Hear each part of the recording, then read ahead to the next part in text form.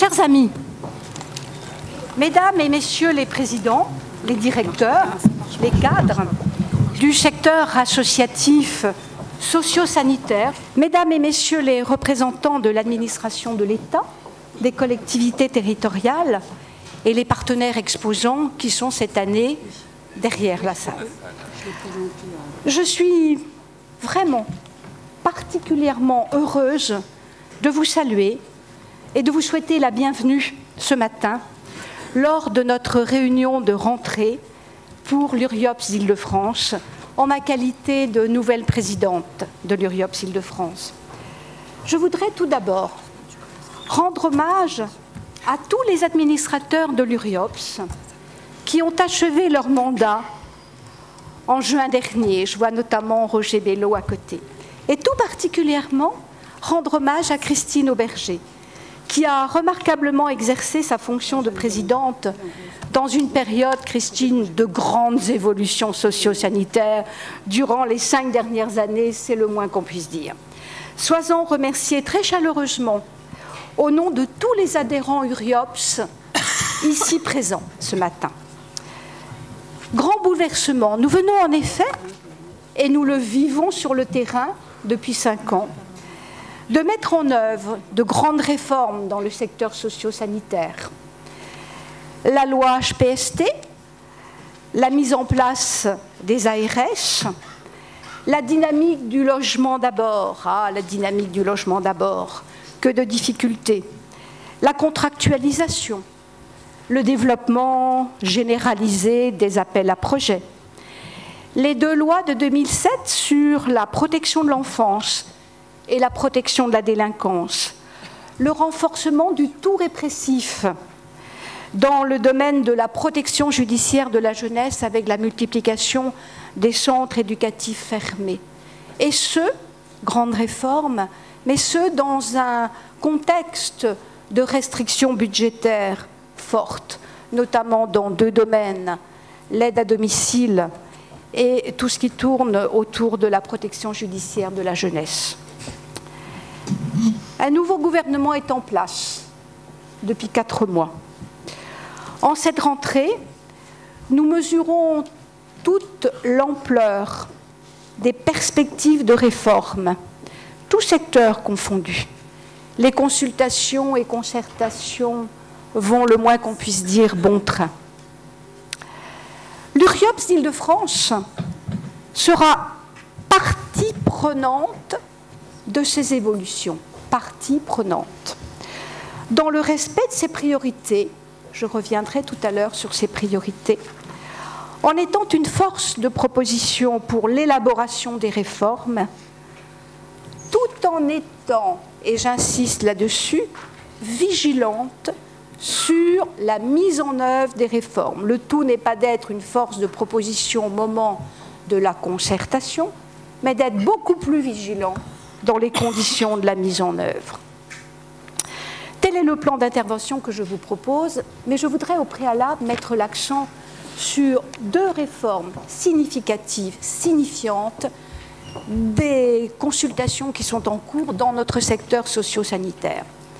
D'abord, dans le domaine de la santé, le pacte de confiance avec les établissements de santé. Madame Touraine, au mois de juin dernier, dans le cadre d'une rencontre avec la Fédération hospitalière de France, avait annoncé la notion de pacte de confiance avec l'hôpital.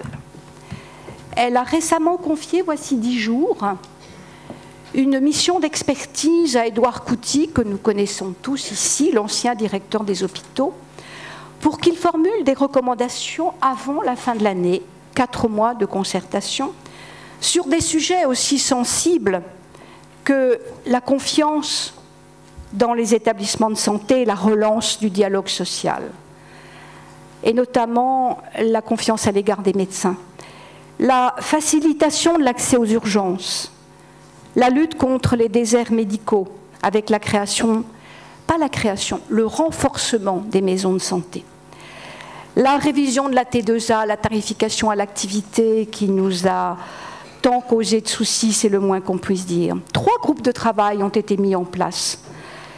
Je voudrais à cet égard, chers amis, citer dans son discours de présentation de ces réformes et de présentation d'Édouard Couty comme pilote de la concertation, une phrase de Marisol Touraine concernant nos établissements privés à but non lucratif. Les ESPIC, vous savez que c'est une nouvelle appellation dans la loi HPST, jouent un rôle irremplaçable dans la prise en charge des patients. Ce pacte de confiance doit leur être utile. Des décrets d'application seront pris en début d'année et une grande loi d'accès aux soins sera promulguée. Première réforme signifiante donc de notre domaine, dans le domaine de la santé. Deuxième réforme signifiante en perspective dans le domaine du social. À la demande du collectif Alerte présidé par l'UNIOPS et constitué des autres fédérations dont la FNARS, le Premier ministre a annoncé jeudi dernier, vous voyez que ces réformes sont l'annonce est très récente, qu'une conférence nationale contre la pauvreté et pour l'inclusion sociale se déroulera les 10 et 11 décembre prochains. Cette conférence sera chargée de préparer un plan quinquennal de lutte contre la pauvreté. Elle va permettre de dégager des objectifs nationaux en matière de politique sociale et les mesures à prendre en œuvre pour y parvenir. Elle sera organisée autour de 7 ateliers qui seront pilotés comme la conférence sociale par des ministres. Nous serons bien sûr partie prenante avec l'UNIOPS dans la préparation de cette concertation.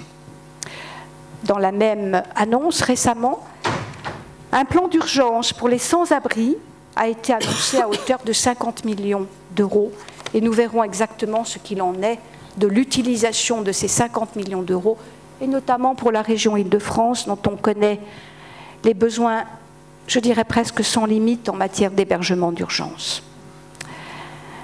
Nos priorités. Je vous disais tout à l'heure, nous allons agir, nous allons être force de proposition, force de vigilance dans la mise en œuvre des réformes par rapport à nos priorités.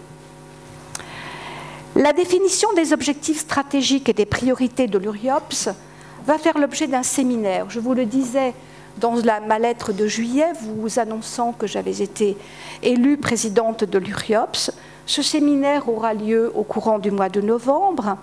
Les grandes orientations en perspective ont été débattues en conseil d'administration de jeudi dernier. C'est très récent. Elles sont les suivantes, ces grandes orientations sur les priorités. Accompagner les évolutions auprès des adhérents, à savoir privilégier les coopérations entre associations dans le respect de ce qui nous tient le plus à cœur les uns les autres, nos projets associatifs, nos valeurs associatives, de justice, de dignité et de respect des personnes en fragilité. Deuxième priorité, développer la participation citoyenne des personnes fragilisées. Troisième priorité, développer le travail interfédéral. Et quatrième priorité, plus propre en interne à l'URIOPS, mais auquel je suis particulièrement attachée, optimiser, renforcer la coopération avec l'UNIOPS. Troisième point de mon intervention, l'URIOPS, force de proposition. Deux exemples. Force de proposition dans l'élaboration des réformes en perspective. Dans le secteur de la santé, d'abord, premier exemple. La concertation débute ce jour sur le projet régional de santé présenté par l'ARS d'Île-de-France. La coïncidence est étonnante. Sur ce sujet très structurant pour l'Île-de-France, dans le secteur de la santé, nous serons amenés à formuler un avis dans un cadre interfédéral et nous y sommes très attachés à l'URIOPS. Nous serons particulièrement attentifs sur les points suivants. La réelle diminution des inégalités d'accès aux soins, tous départements confondus. Nous savons tous à quel point la région Île-de-France est marquée par ces inégalités de santé entre l'Est et l'Ouest francilien notamment. La réalité concrète des parcours de santé dans les deux sens, c'est-à-dire sanitaire, médico-social, médico-social, sanitaire, sur les territoires de proximité, de nature à faciliter le décloisonnement entre les secteurs de la santé et du médico-social. Les ARS, vous savez tous que j'ai largement contribué à la création de ces structures auxquelles je suis attachée, ont été créées essentiellement pour décloisonner le sanitaire et le médico-social. Elles doivent avoir une dynamique de réussite sur ce sujet-là. Le renforcement des coopérations entre acteurs de prévention du soin du médico-social, on retrouve encore le travail en réseau sur les territoires, la prise en compte du versant social de l'activité des soins, au travers notamment du PRAPS, et la réelle progression de la démocratie sanitaire pour mieux faire participer les usagers du système de santé. Beaucoup de choses ont été faites depuis 2002, la loi Kouchner, mais il faut renforcer encore cette participation des usagers. S'agissant de l'accompagnement aux coopérations territoriales, qui est le cœur du sujet dans ces évolutions à venir, je suis vraiment très heureuse de pouvoir vous annoncer ce matin qu'en accord avec l'ARS d'Île-de-France, l'URIOPS présente un amendement au PLFSS afin de pouvoir obtenir pour les unions ou fédérations, et peut-être plus largement d'ailleurs, le financement de plans d'action, d'accompagnement aux dites coopérations. Cet amendement propose également ce que nous attendions depuis longtemps, la fongibilité des enveloppes pour les crédits non reconductibles dans le secteur médico-social. Voilà, c'est un combat que Christine a engagé il y a plus d'1 an maintenant, qui aboutit avec cet amendement, et je crois que nous ne pouvons les uns les autres qu'être satisfaits pour ces rémunérations en perspective en matière d'accompagnement sur les coopérations. Dans le secteur social, nous serons amenés à proposer à l'UNIOPS, dans le cadre de la préparation de la Conférence nationale de lutte contre la pauvreté de début décembre prochain, toute mesure en matière d'accès aux soins, d'emploi, de santé, d'hébergement, bref, les 7 ateliers qui composent la conférence. Nous aurons une attention toute particulière sur les propositions à formuler en Île-de-France en matière de logement et d'hébergement dans le cadre de la mission confiée à Alain Régnier, le délégué interministériel à l'hébergement et à l'accès au logement, en concertation avec la DRIL, ainsi que sur quelque chose que nous ne définissons pas bien à la date d'aujourd'hui, les plans territoriaux de sortie de l'hiver. Qu'est-ce que c'est exactement? On ne sait pas bien. La vigilance maintenant, force de proposition au moment de la préparation des réformes et force de vigilance en matière de mise en œuvre. Nous serons vigilants, voire intransigeants, sur les points suivants et nous saurons le faire se voir à nos autorités de contrôle. Les coopérations, vous le savez bien, chers amis, ne peuvent être décidées unilatéralement par les seuls pouvoirs publics. Ça n'est pas de la coopération, cela. La qualité de l'accompagnement social aux coopérations sera pour nous vraiment essentielle. Autre point de vigilance, la contractualisation, identique. La contractualisation ne peut être imposée. La contractualisation doit être négociée établissement par établissement, dans le temps, sans précipitation. Et dans le cadre, et avec un cadre de référence. On ne va pas à la contractualisation sans savoir ce qu'il y a dans le cadre de référence. C'est essentiel et je le sais d'autant plus que j'ai mené cette campagne lorsque j'étais à l'ARH en qualité de secrétaire général. Autre point de vigilance. La performance d'un établissement ne peut se faire au détriment de la qualité. Il y a là un lien à établir entre performance et qualité, tout en étant consciente que ça n'est pas si évident. D'un point de vue beaucoup plus général, concernant l'évolution de notre secteur associatif. Dans le cadre de l'établissement d'une loi cadre sur l'économie sociale et solidaire avec l'URIOPS, nous serons plus particulièrement attentifs au renforcement de la place du secteur associatif loi 1901 dans cette loi cadre de l'ESS, sur la définition des exigences spécifiques en matière de gouvernance et de modèle économique. Ça, c'est tout à fait essentiel. Dans le cadre de la PJJ, nous serons beaucoup, de la protection judiciaire et de la jeunesse, nous serons beaucoup plus que force de vigilance.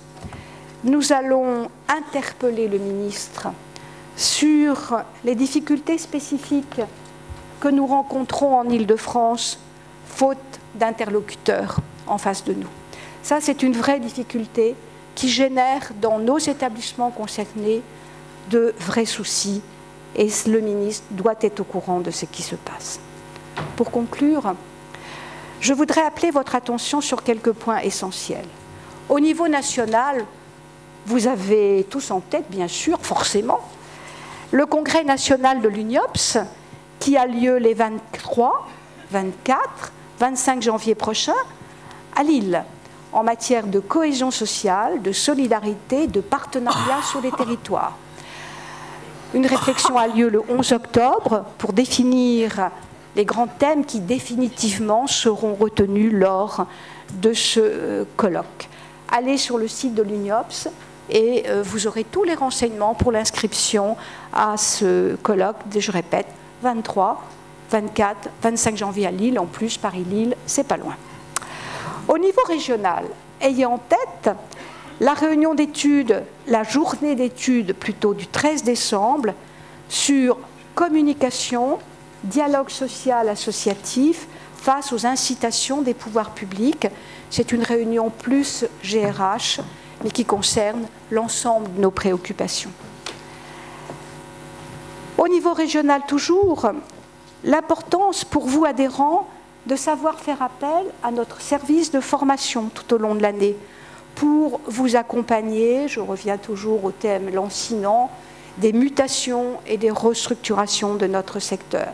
Nous pouvons vous accompagner, vous apporter notre aide, notre savoir-faire, et c'est une ressource financière non négligeable de plus pour l'URIOPS.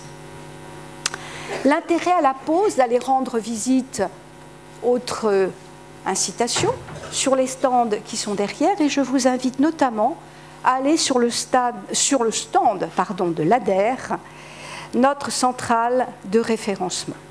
Voilà, je tiens à vous remercier tout particulièrement pour votre attention vigilante. L'URIOPS est à votre service, continuera à être à votre service dans ce temps d'évolution particulièrement fort. Je tiens à remercier ici tout particulièrement également toute l'équipe de l'URIOPS sous la conduite de Bruno. Merci beaucoup, à très bientôt, car je vous avais dit que j'irai vous voir sur le terrain et j'irai sur le terrain vous rencontrer. Merci.